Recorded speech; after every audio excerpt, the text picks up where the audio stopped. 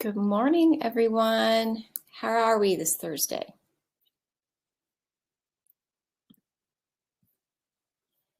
Since I'm obviously doing this presentation, I'm not manning the chat box. I'm going to have to do double duty today.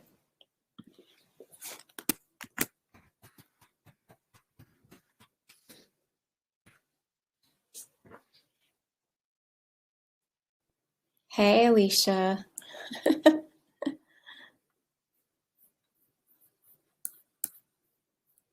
All right, so today we have the Family Financial Workshop is what we're going to do. I'm going to go ahead and share our upcoming event file with you guys.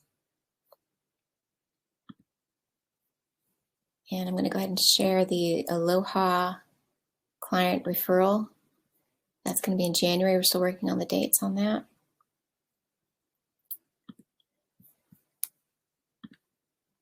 All right, well, let's get started. See a few more coming on. It's good. All right. So when we talk about family finances, we're talking about generational wealth and helping your children and your grandchildren become more financially secure.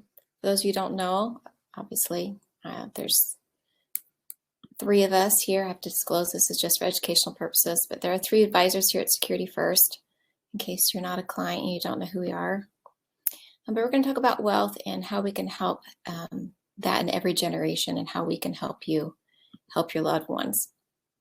So the first thing I want to talk about is some statistics, because that's one thing I loved about math and when I was back in high school is, numbers don't lie. And so if you looked back at Gen Xers and the millennials in 2013, they had less wealth than their parents did at the same age over 25 years ago. And 70% of family wealth disappears in the second generation, 90% of that by the end of the third generation. And we see that in our practice. Most beneficiaries do not take care of the money that they're given the way that those who gave them the money would have wanted them to. So this is a really important topic. So if we were to look at this 56 to 64 age group, compared to 1993, in 2010, this same age group had 120% more money than those that in the same age group in 1983. So at age 74 in 2010, they had 149% more wealth than the same age group in 1983. So what does that look like in today's numbers as far as money goes? All right, so the silent generation, that is from 1922 to 1945, and they have about $26.4 trillion. And the baby boomers, that's from 1946 to 1964, and they've saved the most. They've got $65.3 trillion. Gen X, that's a little bit less than the silent generation, and the millennials is even smaller. And I think this is just my theory. You look at the silent generation and earlier, they experienced a lot of the world wars. They experienced the Great Depression. And I think they probably taught their children the power of saving a dollar. And I think that's why baby boomers have been so successful in saving money. And somewhere along the way, we've lost those teachings to the next generations. So I want to pause right here for a second. I want to have some sort of interaction from you guys. There's so few of us, and I want to make sure that what we talk about is what you guys would like to learn about. So how many of you, your beneficiaries, are they your children? Are they your grandchildren? Are you planning on leaving anything? What are your hopes and dreams for whatever is left over after your death?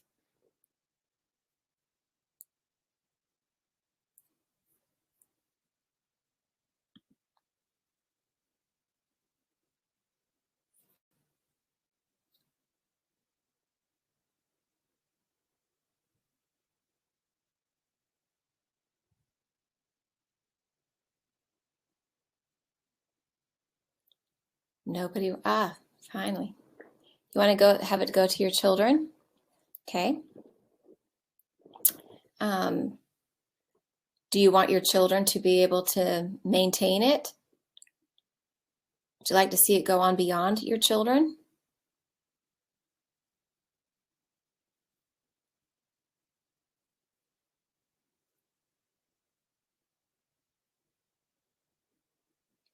Some to your nieces and nephews, but spend some on me. Yeah, I definitely don't. I don't want you to have this hard-earned, saved money and then not spend it. Spend it the way you would like it. But I think you would hope that your nieces and nephews wouldn't squander it. How old are your nieces and nephews, Wanda?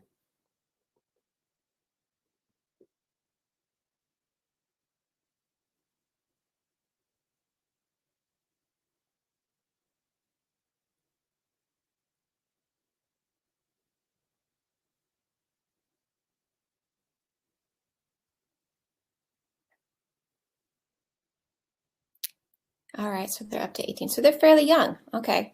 So we're going to go over some things to help with that age group as well as further older age groups as if they're your beneficiaries. So you want to start having some conversations as young as 1. Okay, well, you're going to be having conversations with that one for a while, Wanda. And great nieces and nephews. Okay.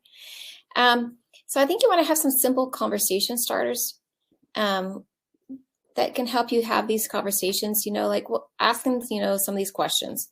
Like what's something you've done in your life that you never thought you'd be able to do? Did you expect to be doing something different at the age you are? What's the most important thing in your life right now? What are you most proud of? What are your dreams? What do you want to see happen in the future?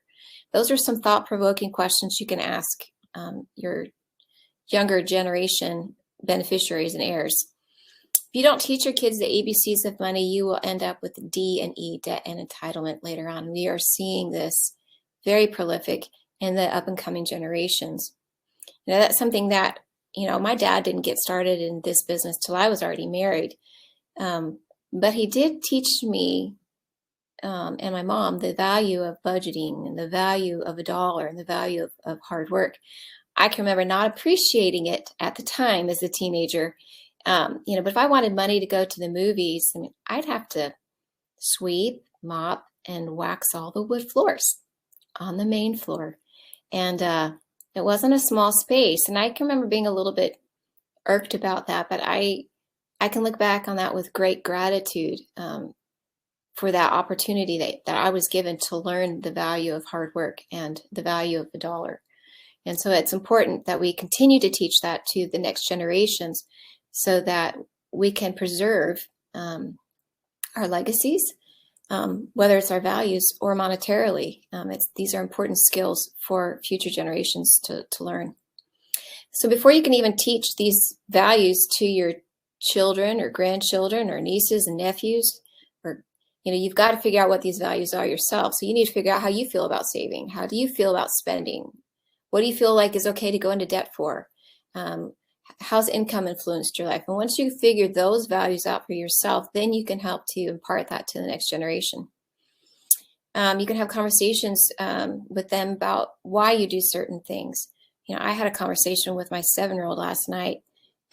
He was irritated that I didn't want to give him money to go to the school fundraiser, which only a part of it goes to the school.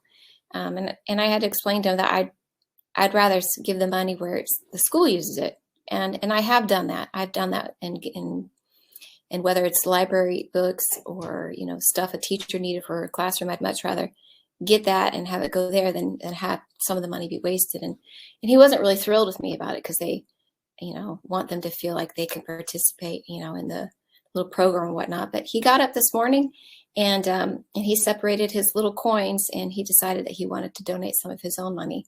And so that was a good little lesson that he and I had last night. Give kids a budget when you go out to eat or back to school shopping or even vacations. You can do this as grandparents. You can, maybe you want to have a big family vacation that you go on as grandparents with children and grandchildren. And one of the things we did with our kids probably about 6 years ago is we were trying to decide if we wanted to have a big family vacation before our eldest was going to be out of the country for 2 years, or if we wanted to save that year for a pool. And they researched places. We were going to go to Jamaica, and they looked up the expenses. They did a whole PowerPoint, and they weighed the cost for each one, and they decided that they'd rather have a pool. because they knew that it was something that would last longer than a vacation. And it was a fun thing. Bring them to us. I think that's a great thing for even small children to come learn, about finances and how investments work. You can talk things down to where they can understand it. Help us meet together so they can, with us and you and your beneficiaries, so they can understand what you would like to see happen. Another thing I think is important is to, I think sometimes when our kids or grandkids look at us, they think that we've never made mistakes.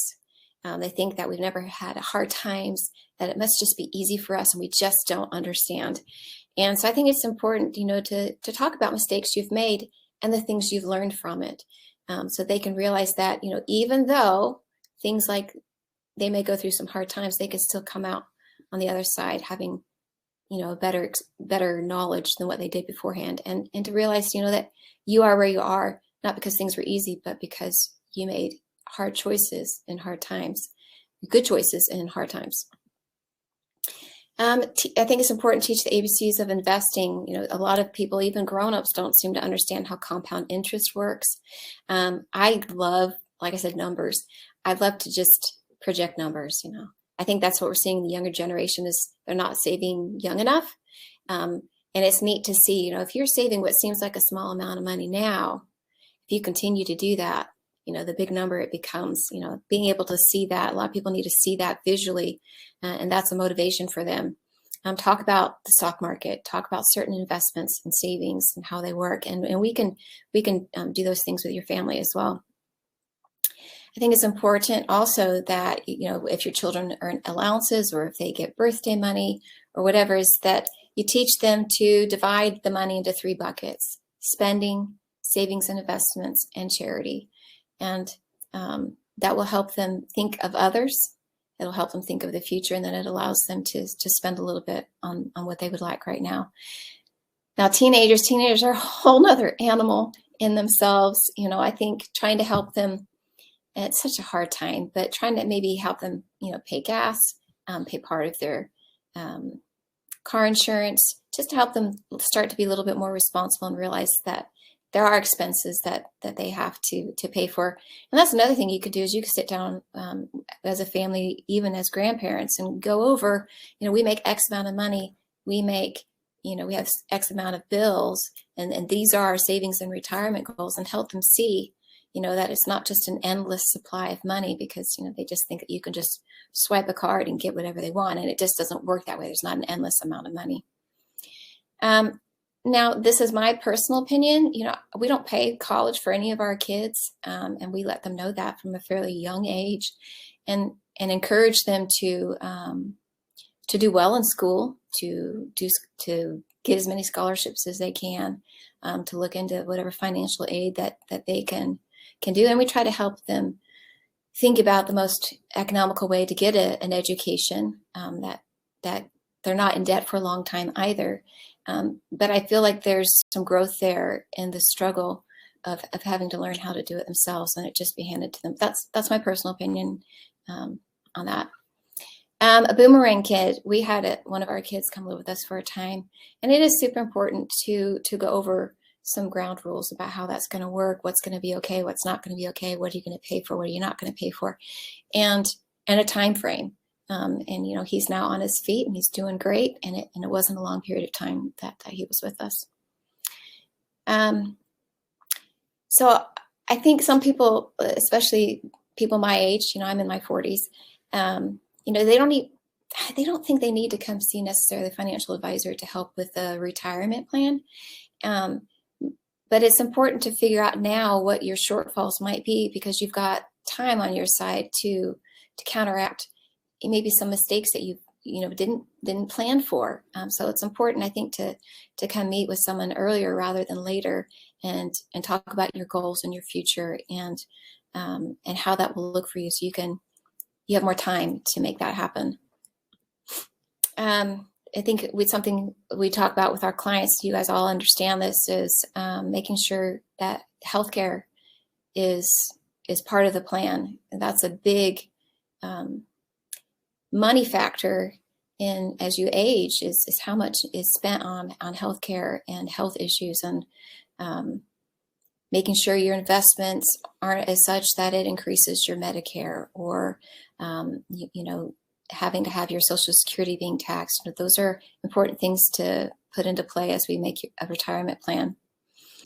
So building a legacy, I think you need to think, do I want to leave anything to anyone? If I do I care what they do with it? Would I like it to continue to be passed on? Would you like to be I can't even say it. Do you want to be do you want to give to charities? Do you want to help other organizations? Think about what you want to do with those kinds of things. There are ways to make those things happen. Another thing that's really important, and I love Franklin Covey. He's got so many great ideas, and this works in the business world, but this also works in a family situation, and it works with grandparents and aunts or whatever, is to come up with a mission statement as a family unit, whatever that family unit may be, and keep that statement somewhere where you can see it, and you look back onto that as to your why. This is why I do this, and it helps you stay on the right path. This is an example of one. It says, to live a life full of love, compassion, and adventure in a way that supports our community, enriches our faith, strengthens our character, and helps us grow closer as a family. And so I think that's a beautiful family mission statement. But they sat down and they wrote down some of the shared values that they had in their brainstorming session to come up with their family mission statement. I think it's important to help your working aged family members start, like I mentioned earlier, start thinking about their financial goals for retirement now, while they've got time on their side, and getting help as necessary. Another thing, a lot of these younger generations is they want to retire early. Well, that's great. That's great. I think most people would, but can you? And how do you make that happen? How do you get from point A to point B? And do you have the sufficient funds to do so? And considering all kinds of contingencies. We'll skip that one. So how can we help? Well, we can analyze your loved one's current situations. We do that for you guys. We can offer personalized and customized advice, and help them set realistic expectations. And then we can help them monitor those goals the same as we help you guys monitor yours. A big thing for our clients especially is making sure that you have your beneficiary set up the way you want it to, and being on top of that in our annual meetings is that making sure that it is still the way you want it to go, who you want it to go to. Some of the pitfalls based on different age groups, baby boomers, they seem to be worried about their long-term health needs and wondering if they're going to have to postpone retirement because they don't feel like they have enough. And Gen X, they aren't saving enough, and so they need help getting a strategy in place. And millennials, they have even less than the Generation X do. They're not investing early enough, and they don't even have enough emergency savings. So we can help you. We can mediate family meetings with your loved ones. We can do education events like we do now. We could even do that on a smaller scale to meet your specific needs, and we can give you some objective guidance on certain specific financial issues. That about wraps it up. Is there anything I haven't talked about that you would like an answer about?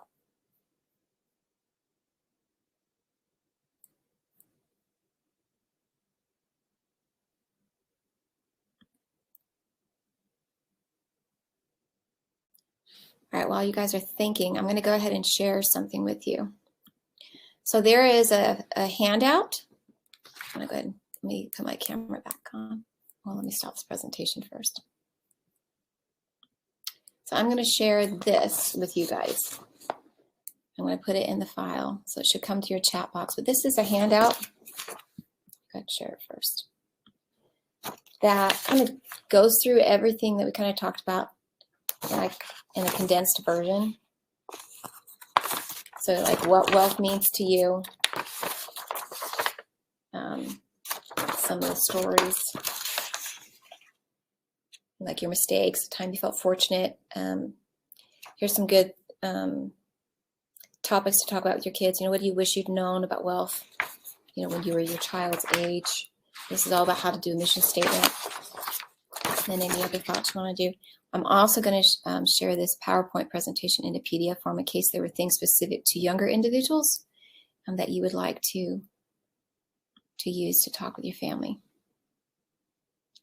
So there's no questions?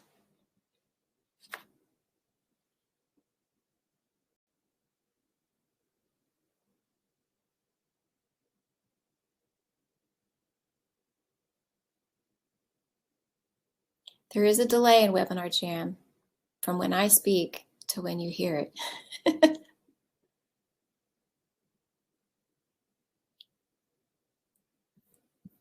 All right, well, you're welcome. If you guys can't think of anything else, I hope you have a great day.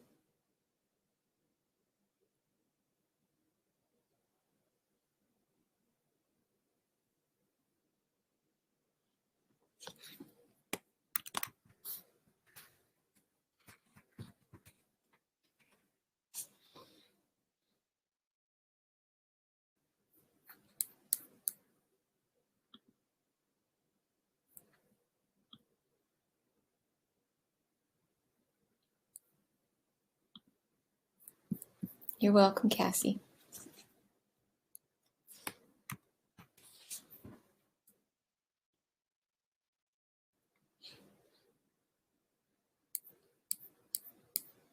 See you guys next time.